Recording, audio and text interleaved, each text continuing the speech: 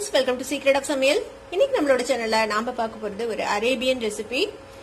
ரொம்ப ஈஸியா 10 நிமிஷத்துல செஞ்சு முடிக்கக்கூடிய ஒரு டிஷ். முட்டை வச்சு நம்ம செய்ய போறோம். இத பாக்கும்போதே டெம்ப்ட் ஆகற இந்த சூப்பரான எக் ரெசிபி எப்படி செய்யறது அப்படினு பார்க்கிறதுக்கு முன்னாடி நீங்க என்னோட சேனலுக்கு இப்பதான் முதல் முறையா வரீங்கன்னா வீடியோ கீழ இருக்க சப்ஸ்கிரைப் பட்டனை மறக்காம பிரஸ் பண்ணுங்க. பக்கத்துல இருக்க நோட்டிபிகேஷன் பெல்லையும் மறக்காம கிளிக் பண்ணிக்கோங்க. அப்பதான் ஃபியூச்சர் நோட்டிபிகேஷன்ஸ் உங்களுக்கு உடனே வந்து சேரும்.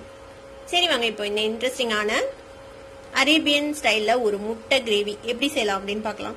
ஒரு பேன் அடுப்புல வச்சிருக்கேன். இதுல வந்து 1 டேபிள் ஸ்பூன் அளவுக்கு எண்ணெய் விட்டுருக்கேன். இதுல வந்து ஒரு பெரிய வெங்காயத்தை இந்த மாதிரி ஃபைனா சாப் பண்ணி வச்சுக்கோங்க. இந்த பெரிய வெங்காயத்தை சேர்த்திடலாம். இந்த வெங்காயம் லேசா வதங்கணும். கொஞ்சம் சாஃப்டா ஒரு டிரான்ஸ்லூசண்டா ஆகிற வரைக்கும் இதை வதக்கிக்கலாம். வெங்காயம் பாத்தீங்கன்னா ஓரளவுக்கு சாஃப்டா ஒரு மாதிரி கண்ணாடி பதத்துக்கு வதங்கிடுச்சு. பிங்கிஷ் ஆயிடுச்சு பாருங்க. இப்ப இந்த ஸ்டேஜ்ல 2 மீடியம் சைஸ் தக்காளி இந்த மாதிரி பொடியை நறுக்கி வச்சுட்டு அதை சேர்த்திக்கலாம்.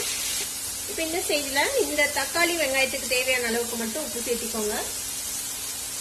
தக்காளியும் வதக்கி விட்டுலாம். இந்த தக்காளி வந்துட்டு கொஞ்சம் சாஃப்டா வேகணும். மூடி போட்டு ஃப்ளேமை கொஞ்சம் லோ பண்ணி வச்சு இது அப்படியே அந்த ஸ்டீம்லயே வேக விடலாம். தக்காளி கொஞ்சம் சாஃப்ட் ஆகட்டும். ஒரு 2-3 நிமிஷம் ஆச்சு. நம்ம ஓபன் பண்ணி பார்ப்போம்.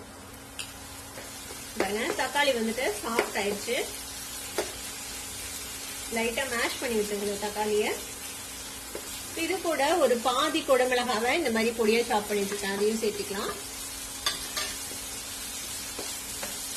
இதுல மசாலாஸ் வந்து ரொம்ப மைல்டா தான் இருக்கும். நான் வந்துட்டு கொஞ்சமா சில்லி பவுடர் போடுறேன்.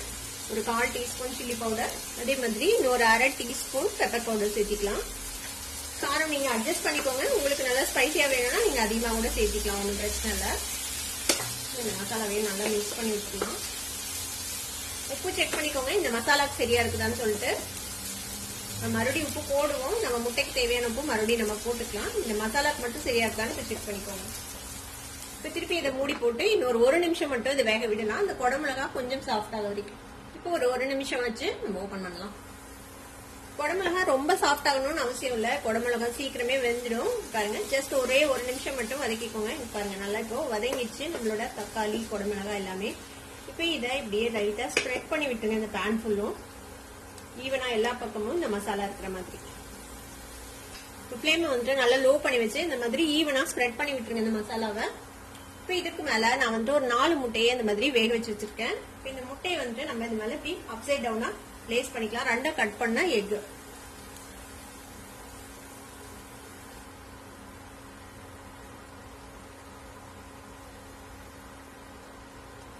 இது மாதிரி முட்டையை பிளேஸ் பண்ணிடுங்க. இதுக்கு மேல ஒரு சிட்டிக்கு உப்பு எடுத்து இந்த முட்டைக்கு மேல மட்டும் நம்ம இப்படி ஸ்ப்ரிங்கிள் பண்ணி விட்டுடலாம். அதே மாதிரி கொஞ்சமா பெப்பர் அதையும் வந்துட்டு இந்த மாதிரி முட்டைக்கு மேல தூவி விட்டுருங்க.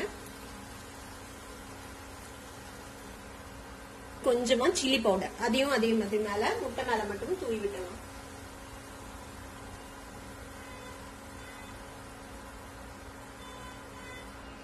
இப்ப இதுக்கு மேல நம்ம வந்துட்டு ஒரு சீஸ் கியூபை துருவி போட போறோம். நான் எடுத்திருக்கிறது ப்ராசஸ் சீஸ். நீங்க உங்களுக்கு என்ன சீஸ் பிடிக்குமோ அதை வந்துட்டு நீங்க துருவி போடலாம் மேல. இது மாதிரி ஃபுல்லா அந்த முட்டை மேல கவர் ஆகிற மாதிரி சீஸ் துருவி போட்டுக்கோங்க. இதுக்கு மேல நம்ம கொஞ்சமா கொத்தமல்லி தழை போட்டுடலாம். ஸ்ப்ரிங் ஆனியன் இருந்தா நீங்க அது கூட கட் பண்ணி இதுக்கு மேல தூவி விடலாம். இப்ப இதை மூடி போட்டு க்ளோஸ் பண்ணி இந்த சீஸ் மெல்ட் ஆக வரைக்கும் நம்ம அப்படியே வேக விட போறோம். இது இப்படியே லோ ஃபிளேம்ல குக் ஆகட்டும். சீஸ் மெல்ட் ஆக வரைக்கும் ஒரு 2-3 நிமிஷம் லோ ஃபிளேம்ல அப்படியே வந்துட்டு நம்ம வச்சிருக்கோம். இப்ப நம்ம ஓபன் பண்ணி பார்க்கலாம் சீஸ் மெல்ட் ஆயிடுச்சான்ட்டு. பாருங்க சீஸ் சூப்பரா மெல்ட் ஆயிடுச்சு. இப்ப அவ்வளவுதான் நம்மளோட டிஷ் ரெடி ஆயிடுச்சு. எவ்வளவு சிம்பிள் பாத்தீங்களா? ஒரு 10 நிமிஷத்துல நீங்க இந்த டிஷ்ஷை வந்துட்டு ரெடி பண்ணிடலாம்.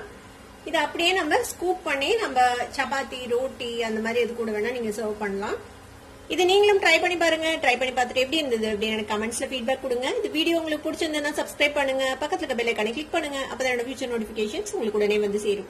லைக் பண்ணுங்க, ஷேர் பண்ணுங்க. தேங்க்யூ ஃபார் வாட்சிங் வீடியோ வியூவர்ஸ். Bye by.